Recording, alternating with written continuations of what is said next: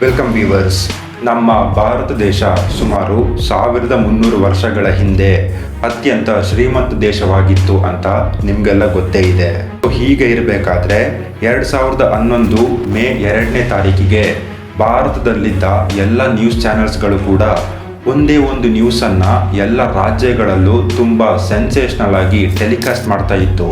ಆ ನ್ಯೂಸ್ ಯಾವುದು ಅಂತ ಕೇಳಿದ್ರೆ, ಇತಿಹಾಸದಲ್ಲಿ ತುಂಬ ರಹಸ್ಯವಾಗಿರುವ ಎಷ್ಟೋ ಪ್ರಶ್ನೆಗಳಿಗೆ ಉತ್ತರವೇ ಇಲ್ಲದಿರುವಂತಹ ಕೇರಳದ ತಿರುವನಂತಪುರಂನಲ್ಲಿರುವ ಶ್ರೀ ಪದ್ಮನಾಭ ದೇವಸ್ಥಾನ.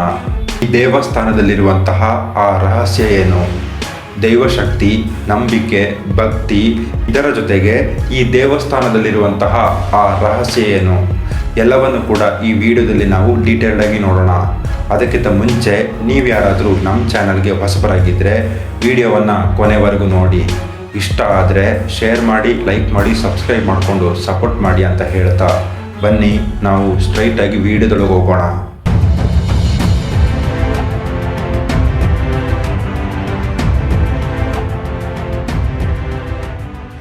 ಮೊದಲನೇದಾಗಿ ಈ ಪದ್ಮನಾಭ ದೇವಸ್ಥಾನವನ್ನು ಯಾರು ಕಟ್ಟಿದ್ರು, ಯಾವ ವರ್ಷದಲ್ಲಿ ಕಟ್ಟಿದ್ರು ಅಂತ ಕೇಳಿದ್ರೆ ಇತಿಹಾಸದಲ್ಲಿ ಯಾವುದೇ ರೀತಿಯಾದಂತಹ ಆಧಾರಗಳಿಲ್ಲ. 16ನೇ ಶತಮಾನದಲ್ಲಿ ಈ ದೇವಸ್ಥಾನವನ್ನು ಕಟ್ಟಲಾಗಿದೆ ಅಂತ ಕೆಲವೊಂದು ವೆಬ್ಸೈಟ್ಗಳಲ್ಲಿ ನಿಮಗೆ ನೋಡ್ಬೋದು. ಆದರೆ ಅದು ಸುಳ್ಳು.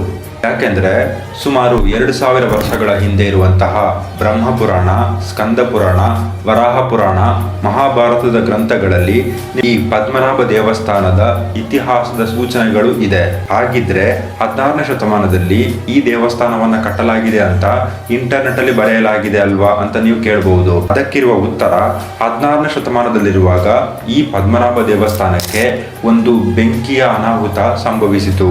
ಆಗ ಆ ಸಮಯದಲ್ಲಿದ್ದಂತಹ ತಿರುವನಂತಪುರಂನ ರೂಲ್ ಮಾಡ್ತಾ ಇದ್ದ ತಿರುವಾಂಕೂರ್ ಮಹಾರಾಜರು ಆ ದೇವಸ್ಥಾನವನ್ನ ರೀಕನ್ಸ್ಟ್ರಕ್ಷನ್ ಮಾಡ್ತಾರೆ.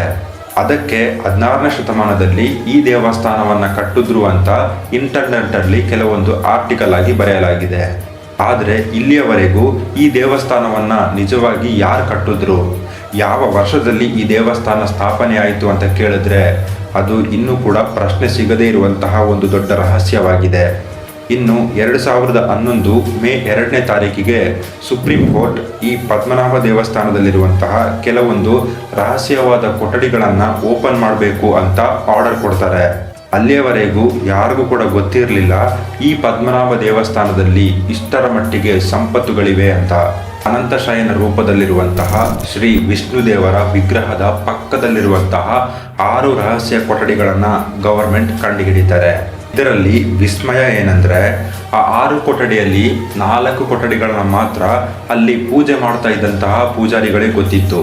ಬಾಕಿ ಇದ್ದ ಆ 2 ಕೊಠಡಿಗಳು ಕೂಡ ಆ ದೇವಸ್ಥಾನದಲ್ಲಿ ಪೂಜೆ ಮಾಡ್ತಾ ಇದ್ದಂತಹ ಅರ್ಚಕರಿಗೂ ಕೂಡ ಗೊತ್ತಿರಲಿಲ್ಲ. ಅಷ್ಟರ ಮಟ್ಟಿಗೆ ಗೋಡೆಗಳಿಗೆ ಸಮನಾಗಿ ಅದರ ಬಾಗಿಲುಗಳನ್ನು ಕಟ್ಟಿದ್ರು.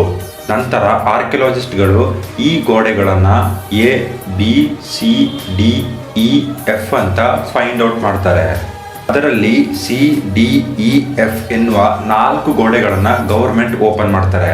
ಆ 4 ಕೊಠಡಿಗಳನ್ನು ಓಪನ್ ಮಾಡಿದಾಗ ಅಲ್ಲಿದ್ದಂತಹ ಅಧಿಕಾರಿಗಳು ಒಂದು ಕ್ಷಣ ನಿಟ್ಟುಸಿರು ಬಿಟ್ರು ಅಂತಾನೆ ಹೇಳ್ಬೋದು.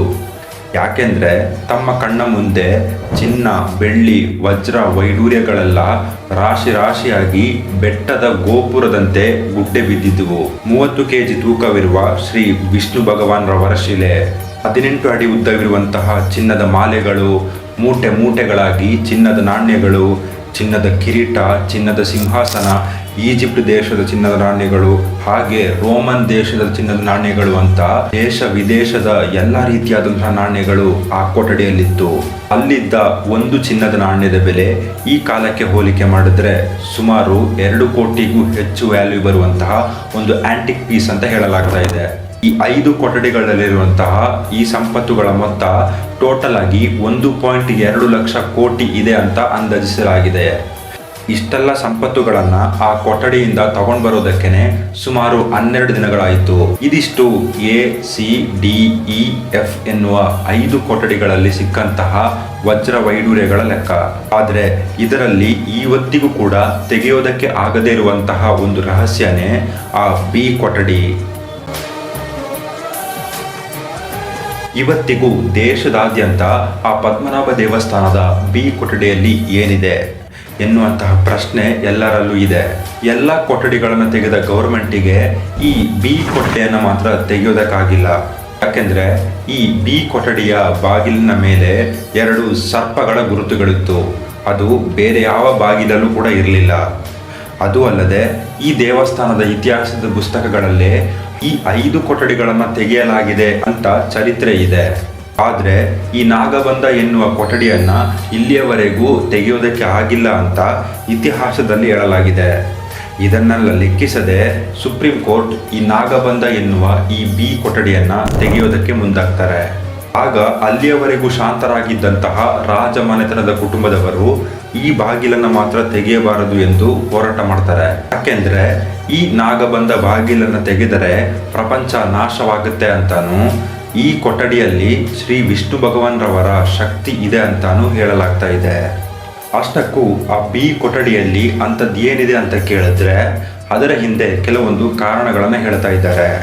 ಅದೇನೆಂದರೆ ಈ ಕೊಠಡಿಯೊಳಗೆ ಶ್ರೀ ವಿಷ್ಣು ಭಗವಾನ್ರವರ ಸುದರ್ಶನ ಚಕ್ರ ಇದೆ ಅಂತ ನಂಬ್ತಾ ಇದ್ದಾರೆ. ಅದು ಅಲ್ಲದೆ ಈ ಕೊಠಡಿಯನ್ನು ತೆಗಿಬೇಕಂದ್ರೆ ಗರುಡ ಪುರಾಣದಲ್ಲಿರುವಂತಹ ಒಂದು ಪ್ರತ್ಯೇಕವಾದ ಮಂತ್ರವನ್ನ ಸರಿಯಾಗಿರುವ ಟ್ಯೂನ್ನಲ್ಲಿ ಹೇಳಿದ್ರೆ ಅದರ ವೈಬ್ರೇಷನ್ಗೆ ಈ ಬಾಗಿಲುಗಳು ತೆಗೆಯಲಾಗುತ್ತೆ ಅಂತ ಹೇಳಲಾಗ್ತಾ ಇದೆ. ಆದ್ರಿಂದ ಈ ಬಿ ಕೊಠಡಿಯನ್ನ ತಾತ್ಕಾಲಿಕವಾಗಿ ತೆಗೆಯೋದು ಬೇಡ ಅಂತ ನಿಲ್ಲಿಸಿದ್ದಾರೆ. ಅಷ್ಟಕ್ಕೂ ಆ ಬಿ ಕೊಠಡಿಯೊಳಗೆ ಏನಿದೆ ಅನ್ನೋದು ಇಲ್ಲಿಯವರೆಗೂ ಬಗೆಹರಿಯದ ಒಂದು ದೊಡ್ಡ ರಹಸ್ಯವಾಗಿಯೇ ಉಳಿದಿದೆ. ನಿಮಗೆ ಈ ಪದ್ಮನಾಭ ದೇವಸ್ಥಾನದ ಬಿ ಕೊಠಡಿಯೊಳಗೆ ಏನಿರ್ಬೋದು ಅನ್ನೋದನ್ನು ಕಮೆಂಟಲ್ಲಿ ತಿಳಿಸಿ. ವಿಡಿಯೋ ಇಷ್ಟ ಆಗಿದ್ದರೆ ಶೇರ್ ಮಾಡಿ, ಲೈಕ್ ಮಾಡಿ, ಸಬ್ಸ್ಕ್ರೈಬ್ ಮಾಡಿಕೊಂಡು ಸಪೋರ್ಟ್ ಮಾಡಿ ಅಂತ ಹೇಳ್ತಾ ನಾನು ನಿಮ್ಮನ್ನು ನೆಕ್ಸ್ಟ್ ಇನ್ನೊಂದು ವಿಡಿಯೋದೊಳಗೆ ಮೀಟ್ ಆಗ್ತೀನಿ. Thank you for watching. Bye guys.